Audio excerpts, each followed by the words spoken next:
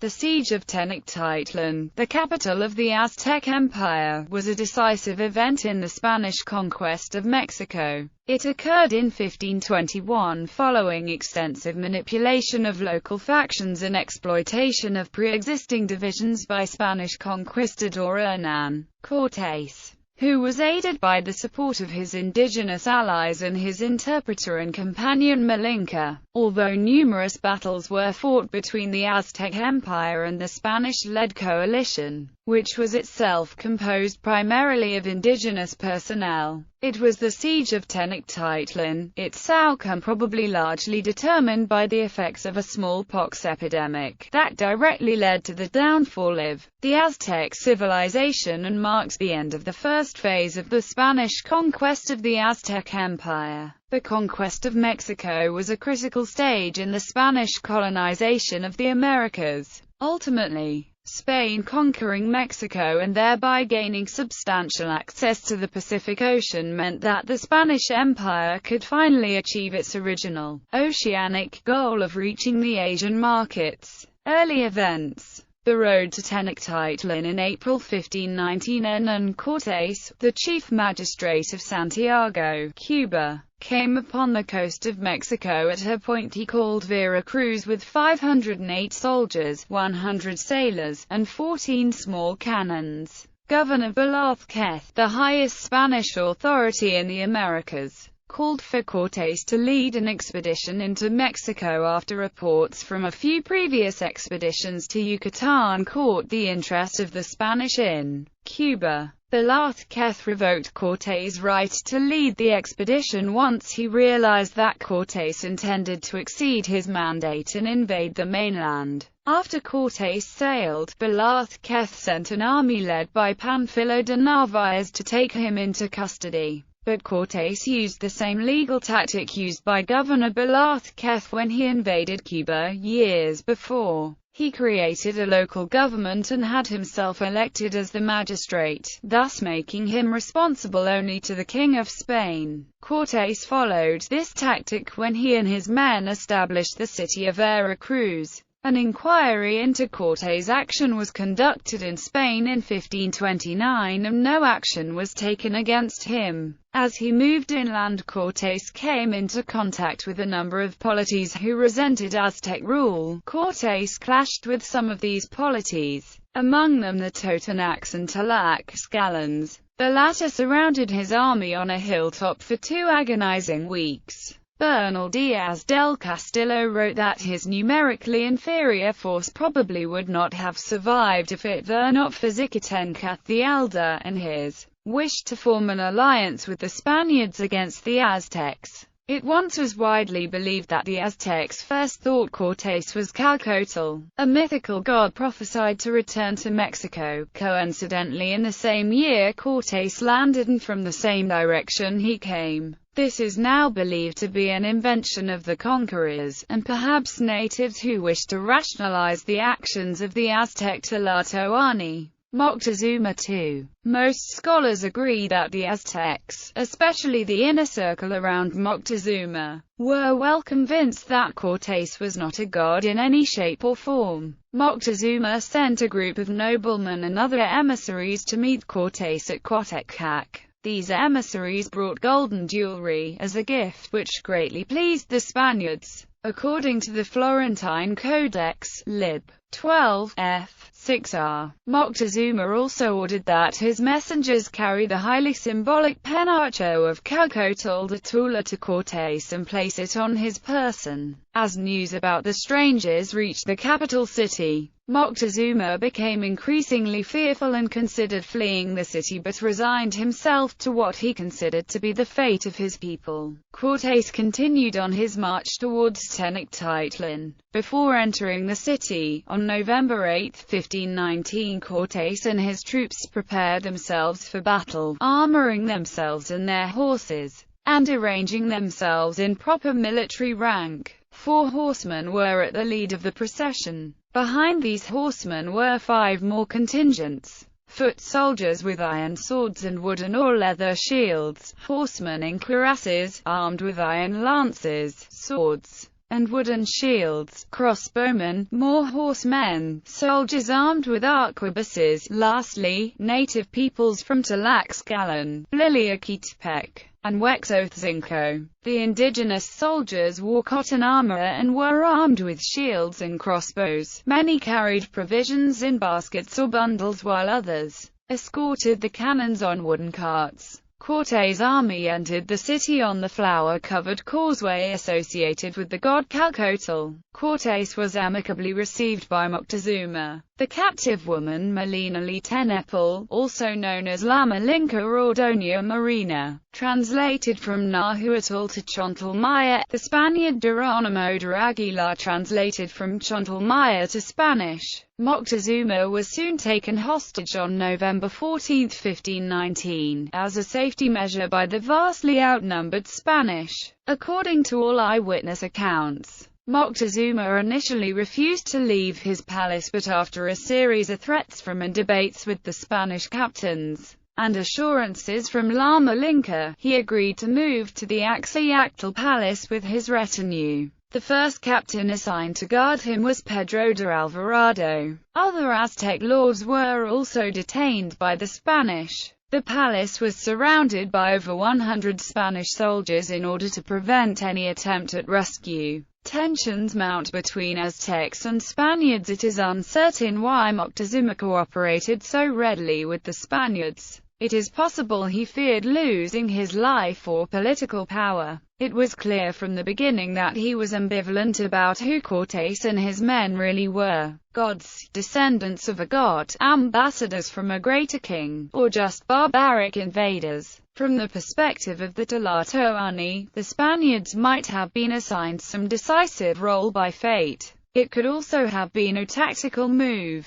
Moctezuma may have wanted to gather more information on the Spaniards, or to wait for the end of the agricultural season and strike at the beginning of the war season. However, he did not carry out either of these actions, even though high-ranking military leaders such as his brother Cuitlahuac and nephew Cacamatzin urged him to do so. With Moctezuma captive, Cortés did not need to worry about being cut off from supplies or being attacked, although some of his captains had such concerns. He also assumed that he could control the Aztecs through Moctezuma. However, Cortés had little knowledge of the ruling system of the Aztecs. Moctezuma was not all-powerful as Cortés imagined. Being appointed to and maintaining the position of Tlatoani was based on the ability to rule decisively. He could be replaced by another noble if he failed to do so. At any sign of weakness, Aztec nobles within Tenochtitlan and in other Aztec tributaries were liable to rebel. As Moctezuma complied with orders issued by Cortés, such as commanding tribute to be gathered and given to the Spaniards, his authority was slipping, and quickly his people began to turn against him. Cortés and his army were permitted to stay in the palace of Axayacatl, and tensions continued to grow. While the Spaniards were in Tenochtitlan, Velázquez assembled a fort of 19 ships, more than 800 soldiers, 20 cannons, 80 horsemen, 120 crossbowmen, and 80 arquebusiers under the command of Panfilo de Narvaez to capture Cortés and return him to Cuba. Velázquez felt that Cortés had exceeded his authority, and had been aware of Cortés's misconduct for nearly a year. He had to wait for favorable winds, though, and was unable to send any forces until spring. Narvaez's troops landed at San Juan de Ulúa on the Mexican coast around April 20, 1520. After Cortés became aware of their arrival, he brought a small force of about 240 to Narvaez's camp in Sempohualant on May 27. Cortés attacked Narvaez's camp late at night. His men wounded Narvaez and took him as a hostage quickly. Evidence suggests that the two were in the midst of negotiations at the time, and Narvaez was not expecting an attack. Cortés had also won over Narvaez's captains with promises of the vast wealth in Tenochtitlan, inducing them to follow him back to the Aztec capital. Narvaez was imprisoned in Veracruz, and his army was integrated into Cortés's forces. Rapid deterioration of relations. Massacre at the Festival of Tenochtitlan. During Cortés's absence, Pedro de Alvarado was left in command in Tenochtitlan with 120 soldiers. At this time, the Aztecs began to prepare for the annual Festival of Tenochtitlan in early May, in honor of Tezcatlipoca, otherwise known as the Smoking Mirror or the Omnipotent Power. They honored this god during the onset of the dry season so that the god would fill dry stream beds and cause rain to fall on crops. Moctezuma secured the consent of Cortés to hold the festival, and again confirmed permission with Alvarado. Alvarado agreed to allow the festival on the condition that there would be no human sacrifice, but the Tenochtitlan festival had featured human sacrifice as the main part of its climactic rituals. The sacrifice involved the killing of a young man who had been impersonating the god Tenochtitlan deity for a full year. Thus, prohibiting human sacrifice during this festival was an untenable proposition for the Aztecs. Before the festival, Alvarado encountered a group of women building a statue of Huitzilopochtli, and the image unsettled him, and he became suspicious about the eventuality of human sacrifice. He tortured priests and nobles and discovered that the Aztecs were planning a revolt. Unable to assert control over events, he sequestered Moctezuma and increased the guards around the Tlatoani. By the day of the festival, the Aztecs had gathered on the patio of dances. Alvarado had 60 of his men as well as many of his Tlaxcalan allies into positions around the patio. The Aztecs initiated the Serpent Dance. The euphoric dancing as well as the accompanying flute and drum playing disturbed Alvarado about the potential for revolt. He ordered the gates closed and initiated the killing of many thousands of Aztec nobles, warriors and priests. Alvarado, the conquistadors and the Tlaxcalans retreated to their base in the palace of Axayacatl and secured the entrances. Alvarado ordered his men to shoot their cannons, crossbows and harquebuses into the gathering crowd. The Aztec revolt became more widespread as a result. Alvarado forced Moctezuma to appeal to the crowd outside the palace, and this appeal temporarily calmed them. The massacre had the result of resolutely turning all the Aztecs against the Spanish and completely undermining Moctezuma's authority. Aztec revolt. When it became more clear what was happening to the Aztecs outside the temple, the alarm was sounded. Aztec warriors came running, and fired darts and launched spears at the Spanish forces. This may have been due to the fact that their military infrastructure was severely damaged after the attack on the festival, as the most elite seasoned warriors were killed. Alvarado sent for word to Cortés of the events, and Cortés hurried back to Tenochtitlan on June 24 with 1,300 soldiers, 96 horses, 80 crossbowmen, and 80 arquebusiers. Cortés also came with 2,000 Tlaxcalan warriors on the journey. Cortés entered the palace unscathed, although the Aztecs had probably planned to ambush him. The Aztecs had already stopped sending food and supplies to the Spaniards. They became suspicious and watched for people trying to sneak supplies to them. Many innocent people were slaughtered because they were suspected of helping them. The roads were shut and the causeway bridges were raised. The Aztecs halted any Spanish attacks or attempts to leave the palace.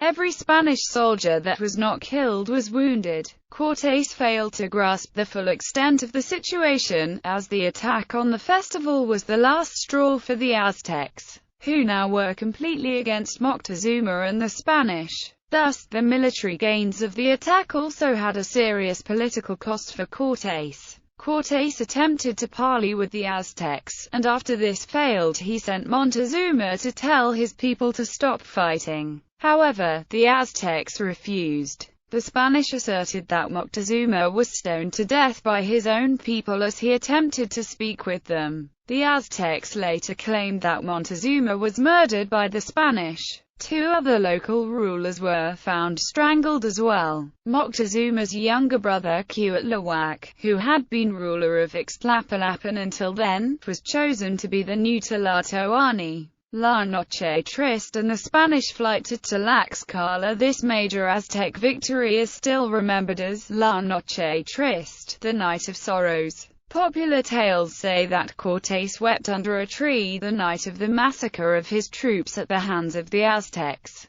Though a flight from the city would make Cortés appear weak before his indigenous allies, it was this or death for the Spanish forces. Cortés and his men were in the center of the city, and would most likely have to fight their way out no matter what direction they took. Cortés wanted to flee to Tlaxcala, so a path directly east would have been most favorable. Nevertheless, this would require hundreds of canoes to move all of Cortés's people and supplies, which he was unable to procure in his position. Thus, Cortés had to choose among three land routes. North to Tlatelolco, which was the least dangerous path but required the longest trip through the city, south to Cayohuacan and Ixtlapan, two towns that would not welcome the Spanish, or west to Tlacopan, which required the shortest trip through Tenochtitlan, though they would not be welcome there either. Cortés decided on the west causeway to Tlacopan, needing the quickest route out of Tenochtitlan with all his provisions and people. Heavy rains and a moonless night provided some cover for the escaping Spanish. On that sad night, July 1, 1520, the Spanish forces exited the palace first with their indigenous allies close behind,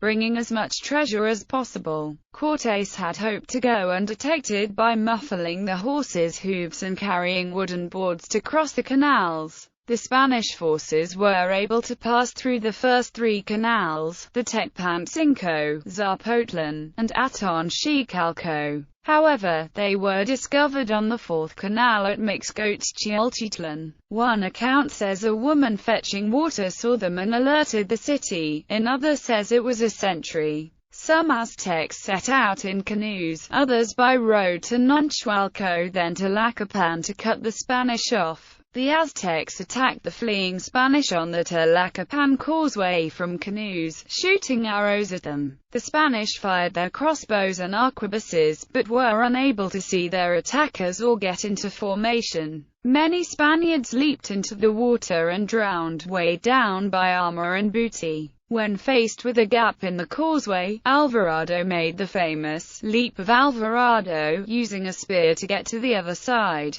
Approximately a third of the Spaniards succeeding in reaching the mainland, while the remaining ones died in battle or were captured and later sacrificed on Aztec altars. After crossing over the bridge, the surviving Spanish had little reprieve before the Aztecs appeared to attack and chase them towards Tlacopan. When they arrived at Tlacopan, a good number of Spanish had been killed, as well as most of the indigenous warriors, and some of the horses. All of the cannons and most of the crossbows were lost. The Spanish finally found refuge in Otoncalpolco, where they were aided by the Teocalhuacans. The morning after, the Aztecs returned to recover the spoils from the canals. To reach Tlaxcala, Cortés had to bring his troops around Lake Texcoco, though the Spanish were under attack the entire trip. Because Cortés took his troops through the northern towns, they were at an advantage. The northern valley was less populous, travel was difficult, and it was still the agricultural season, so the attacks on Cortés's forces were not very heavy. As Cortés arrived in more densely inhabited areas east of the lake, the attacks were more forceful. Battle of Otumbab. Before reaching Tlaxcala, the scanty Spanish forces arrived at the plain of Otumbab Valley, where they were met by a vast Aztec army intent on their destruction. The Aztecs intended to cut short the Spanish retreat from Tenochtitlan. The Aztecs had underestimated the shock value of the Spanish caballeros because all they had seen was the horses traveling on the wet paved streets of Tenochtitlan. They had never seen them used in open battle on the plains. Despite the overwhelming numbers of Aztecs and the generally poor condition of the Spanish survivors, Cortés snatched victory from the jaws of defeat when he spotted the Aztec general in his ornate and colorful feather costume and immediately charged him with several horsemen. killing the Aztec commander. There were heavy losses for the Spanish, but in the end they were victorious. The Aztecs retreated. When Cortés finally reached Tlaxcala 5 days after fleeing Tenochtitlan, he had lost over 860 Spanish soldiers, over 1,000 Tlaxcalans, as well as Spanish women who had accompanied Narvaez's troop. Cortés claimed only 15 Spaniards were lost along with 2,000 native allies. Cano, another primary source, gives 1150 Spaniards dead, though this figure was most likely more than the total number of Spanish. Francisco López de Gomara, Cortés' chaplain, estimated 450 Spaniards and 4,000 allies had died. Other sources estimate that nearly half of the Spanish and almost all of the natives were killed or wounded. The women survivors included Cortés's translator in Lava-Lama Linka, Maria Estrada, and 2 of Moctezuma's daughters who had been given to Cortés, including the emperor's favorite and reportedly most beautiful daughter Tecuichpochtli. A third daughter died, leaving behind her infant by Cortés, the mysterious second Maria, named in his will.